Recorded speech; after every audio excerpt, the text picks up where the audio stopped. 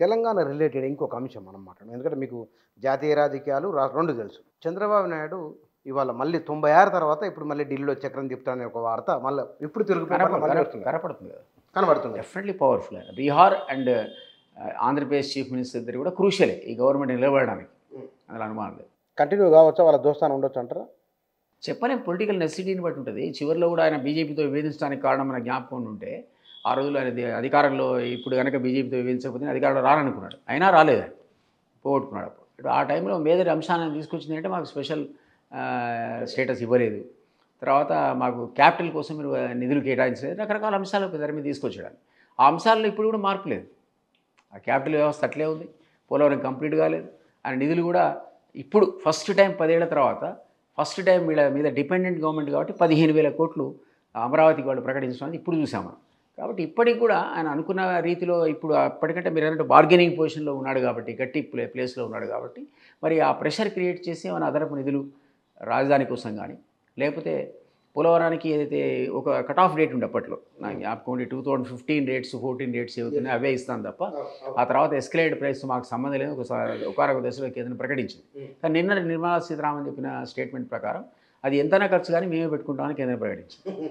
అప్పుడే కనబడుతుంది మనకు అది డిపెండెంట్ గవర్నమెంట్ అని క్యాపబిలిటీ. కాబట్టి ఈసారి ఆయనకు అట్లాంటి అడ్డంకులు ఉండకపోవచ్చు, బహుశా ఆయన సాధించుకోగలుగుతాడు కొంత క్యాపిటల్ కానీ, మనకి తప్పులేదు. అది పక్క రాష్ట్రం వచ్చింది, మనకు కూడా పక్క రాష్ట్రం తెలుగు మన క్యాపిటల్ ఇంత పెద్ద హైదరాబాద్ మనం తీసుకున్నాక ఆ మాత్రం వాళ్ళు వాళ్ళకి ఆ విధమైనటువంటి ప్రయోజనాలు రావడంలో మనం కూడా ఒప్పుకోవాల్సిందే. కాకపోతే మనకు కూడా నేను ప్యాకేజ్ ఇవ్వాలి, మన తెలంగాణ నుంచి మాట్లాడలేదంటే ఆవేదన ఎట్లా ఉంటుంది అందరికీ, ఆవేదన మాకు కూడా ఉంది. అంటే నిన్న చిదంబరం గారు మాట్లాడేది, చిదంబరం గారి స్పీచ్లో అనుకుంటా ఆయన అన్నాడు, ఎక్సెప్ట్ బీహార్ అండ్ ఇంకేదో 2 స్టేట్లు యూపీ ఇట్లాంటివి తప్ప ఈ దేశంలో ఉన్న దాదాపు అన్ని రాష్ట్రాలు విస్మరించారు బడ్జెట్ స్పీచ్లో అని ఆయన అన్నాడు నిర్మలా సీతారామన్. 2-3 రాష్ట్రాలే ప్రస్తావించారు, ఏ రాష్ట్రం గురించి మనం ప్రస్తావించలేదు. బహుశా ఎన్నికలు నెక్స్ట్ ఇయర్ ఎన్నికలు ఉన్న రాష్ట్రాలు 3-4 ఉన్నాయి, అవి కూడా అన్నీ రాలేదు పూర్తిగా, ఎన్నికల్లో కూడా పూర్తిగా రాలేదట. ఆ మాటకి ఆమె సమానం చెప్పుకుంటూ నువ్వు 2000 ఏది అంతకుముందు 2004లో 2004 నుంచి నువ్వెన్ని రాష్ట్రాలు విస్మరించినావు, ఆ తర్వాత 2000 లెక్క చెప్పిందా అన్ని రాష్ట్రాలు అంటే వాళ్ళు కూడా 10-15 రాష్ట్రాలు ప్రస్తావన లేదు. అంత మాత్రం చేత రాష్ట్రాలకు అన్యాయం చేస్తామని సమర్థించుకునే ప్రయత్నం అయితే చేసింది. బట్ ఏదైనా పక్క రాష్ట్రానికి వచ్చింది కాబట్టి మనకు రాలేదనేది వాళ్ళకు వచ్చిన దానికి సంతోషపడ్డా, మనకు కూడా కాస్తో కూస్తో నిధులు ఇచ్చి అట్లీస్ట్ విభజన హామీలకు సరిపడా మనకు నిధులు ఇచ్చినా కూడా మనం సంతోషపడేవాళ్ళం. అందులో కొంత రాష్ట్రానికి అన్యాయం జరిగిందనే మాట కరెక్ట్, అది కనబడుతున్నది.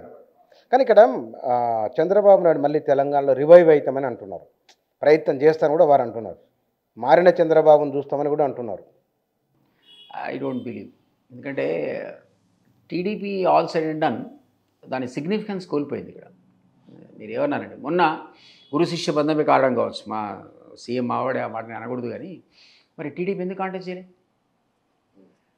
టీడీపీ కాంటెస్ట్ చేయాలి కదా, అవుట్ రైట్గా చెప్పాడు టీడీపీ ఈసారి పోటీలో ఉండదని. అంటే దాని అధ్యక్షుడు రాజీనామా చేసి బీఆర్ఎస్కి వెళ్ళాడు. అది ఎందుకు జరిగింది అంటే టీడీపీకి అక్కడ రివైవల్ అనేది మీకు ఉండాలంటే అది ఓడిపోగెలు ఈ క్యాండిడేట్ ఉండాలి కదా.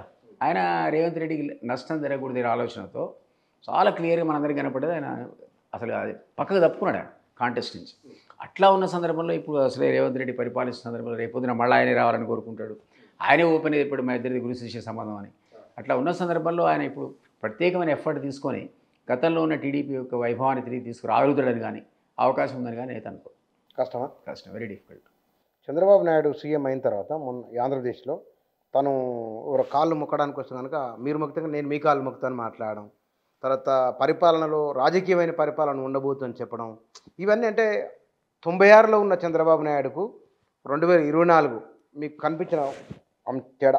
మధ్యలో కొన్ని రోజులు ఆయన అధికారానికి దూరంగా ఉన్నాడు కదా, అప్పుడు అనలైజ్ చేసి ఉంటాడు ఏ కారణంలో ఉండొచ్చు. ఇక్కడ కూడా మనకు తెలుసు కొంతకాలం 2 టర్మ్స్ ఇక్కడ ఆయన సీఎం ఉన్నాడు, ఉమ్మడి రాష్ట్రానికి కూడా ఉన్నాడు. ఉన్న సందర్భంలో మనందరం కూడా విన్న చంద్రబాబు ఏంటంటే ఎక్కువ రివ్యూలు చేస్తాడని, టెలికాన్ఫరెన్స్ పెడతాడని, వర్చువల్లీ ఆయన సీఈఓలా కంపెనీ సీఈఓలా పనిచేస్తాడని, అధికారులకి డైరెక్ట్గా సంప్రదాయం అంటే ఇప్పుడు మంత్రులు ఉంటారు మధ్యలో, జిల్లా ఈయన నేరుగా కలెక్టర్తో ఎస్పీతో మాట్లాడతారని, సమీక్ష డైరెక్ట్గా నిర్వహిస్తాడని, మంత్రులు కూడా పక్క విడుదల ఒకటి ఆయన మీద ఉండేది అది ఉంది. దానికి బహుశా సమాధానం చెప్తున్నట్టుగా ఈసారి ఏమైనా అంటే ఈసారి రాజకీయ పరిపాలన ఉంటుందని అంటే I will take every minister in to confidence అనేటువంటిది అందులో సంకేతం, తప్పేం లేదంట. నేను అందులో ఖచ్చితంగా కూడా మీరు ఒక మంత్రివర్గం ఉన్నప్పుడు అందరినీ కలుపుకున్న టీం వర్క్ లాగా ఉంటే పెర్ఫార్మెన్స్ వేరే ఉంటుంది.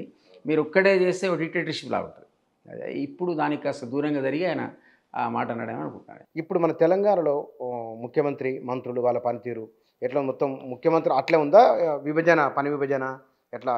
ఇంకా కొన్ని పోర్ట్ఫోలియోలు ఆయన దగ్గర పెట్టుకున్నాడు కదా, ఎక్స్పాన్షన్ ఆఫ్టర్ అసెంబ్లీ చేస్తాడేమో, అవి కూడా డిస్ట్రిబ్యూట్ అయితే తప్ప కరెక్ట్గా పిక్చర్ ఆఫ్ ది క్యాబినెట్ అనేది మనకు ఇప్పుడున్న అర్థం కాదు. 12 మంది వరకు ఇప్పుడు ఉన్నంత వరకు అయితే ఎవరికి వాళ్ళు శాఖలు అప్పచెప్పడం, వాళ్ళు కూడా మీరు అసలు శాసనసభలో కేసీఆర్ మాట్లాడిన తర్వాత సభ వాయిదా తప్ప ఇంకో మంత్రి మాడడంగా అపోజిషన్ మాడడం ఎప్పుడు విన్నారా, చూసిరా? నిన్న మీరు మొదటిసారి నేను 2.5 hours కేటీఆర్, 2.5 hours హరీష్ మాట్లాడడం వింటున్నా. అప్పుడు కాంగ్రెస్ నుంచి ఒక్కడు మాట్లాడడం కానీ అసలు బీజేపీడు వాయిదా లేకుండా సభ కేసీఆర్ ఏం మాడాల్సిన మాడిన తర్వాత సభ వాయిదానే. మీరు ఆ సీట్లోంచి లేవడానికి కూడా టైం ఇచ్చేవాడు కదా స్పీకర్. అట్లా వాయిదా పడేది.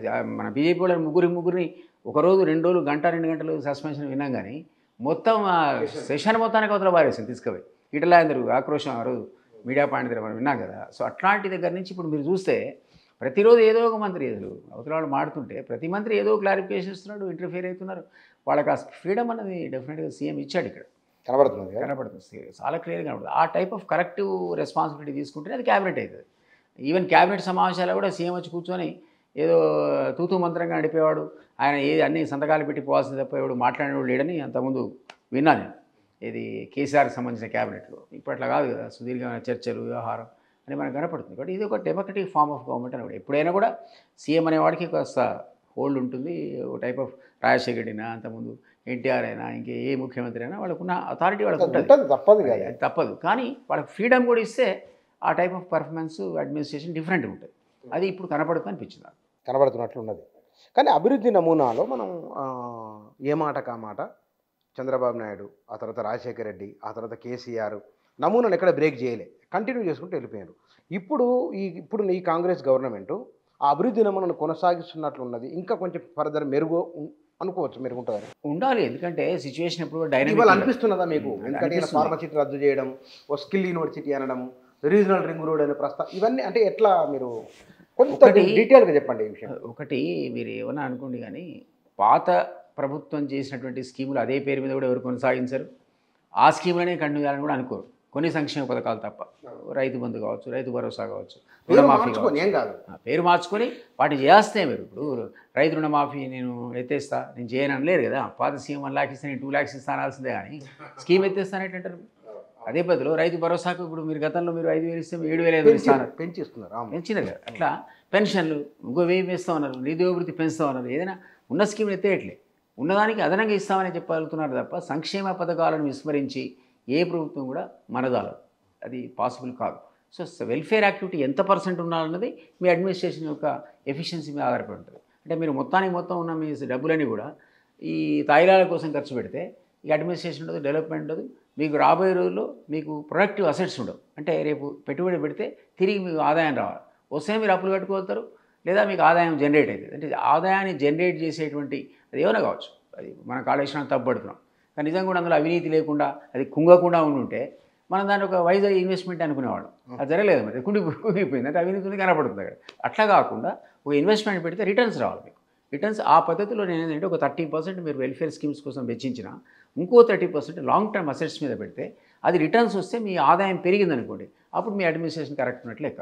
కాబట్టి సంక్షేమ పథకాలు ఎప్పుడు కొనసాగుతాయి. ఏ గవర్నమెంట్ అయినా సరే, అది బీజేపీ అయినా, కాంగ్రెస్ అయినా, అక్కడ కేంద్రంలో, ఇక్కడ మేమైనా, ఇంకోడైనా, గతంలో బీఆర్ఎస్ అయినా సంక్షేమ పథకాలు పక్కకు పెట్టి ప్రజల యొక్క విశ్వాసాన్ని చొరగొనలేవు. ఎందుకంటే మన దగ్గర డౌన్ ట్రాడ్ అయినట్లు ఉన్నారు. రఫ్లీ 65 to 75% ఆఫ్ పీపుల్ ఇప్పటికి కూడా మీరు ఏదైనా వెల్ఫేర్ స్కీమ్ ఇస్తా అంటే మా దగ్గర క్యూలో నిలబడతారు. అక్కడ మీరు స్కీమ్ అనౌన్స్ చేస్తే మాకు అవసరం లేదని మన ప్రజలు అన్నప్పుడు మనకు డెవలప్మెంట్ ఉన్నట్లేదు. ఇంపాసిబుల్, అది మిరాకిలే, అది సాధ్యపడదు. కాబట్టి ఆ టార్గెట్ అచీవ్ అయ్యేంత వరకు ఏ ప్రభుత్వానికైనా వెల్ఫేర్ స్కీమ్స్ అనేది కొనసాగించాల్సిన అవసరం ఉంటుంది. ఆరోగ్యశ్రీ కావచ్చు, నాకెందుకు ఆరోగ్యశ్రీ మీరంటారా, నేనంటారు అనే కదా. అంటే మనం అంటే వేతన జీవులం కావచ్చు, కానీ బట్ కొన్ని సెక్షన్స్ ఆఫ్ పీపుల్ అయితే పాపం మనం చూసాం కదా. నీడీ పీపుల్ ఫీ రియంబర్స్మెంట్ అన్నారు. మీరు ఫీ రియంబర్స్మెంట్ నేను రోజు ఏదో పార్టీ ప్రచారాన్ని అప్పుడు పోయాను. నేను యాదగిరిగుట్ట పోతే ఒక చిన్న పూరి గుడిసా, ఒక అమ్మాయి బయటకు వచ్చింది. నేను ఓటు కోసం కాగితం ఇచ్చి నమస్తే పెట్టి అమ్మ ఓటు వేయాలి తప్ప కూడా అని ఏం చదువుతున్నాను అడిగింది. సార్ నా ఇంజనీరింగ్ కంప్లీట్ అయింది. అమ్మాయి సర్ప్రైజ్. అంటే రాజశేఖర రెడ్డి ఆ రోజులో ప్రవేశపెట్టినటువంటి ఫీ రియంబర్స్మెంట్ స్కీము ఆ గుడిసెలో ఉన్న అమ్మాయి ఇంజనీరింగ్ చేసింది. గొప్ప విషయం అది. అది మామూలు విషయం కాదు అది. అది అక్కడి నుంచే మీకు డెవలప్మెంట్ ఇండెక్స్ మొదలవుతుంది. కొత్త ప్రయోగం కదా అది, చాలా ధైర్యంతో చేసిన. ఆరోగ్యశ్రీ ఒకటి, ఇదొకటి, ఫ్రీ కరెంట్ ఒకటి, ఫ్రీ వాటర్ ఒకటి, ఇవన్నీ కూడా ఒక రెవల్యూషనరీ స్కీమ్స్ అవి. అవి మీ యొక్క జీవన విధానాన్నే తెలంగాణ ప్రాంతంలో మార్చేసినాయి.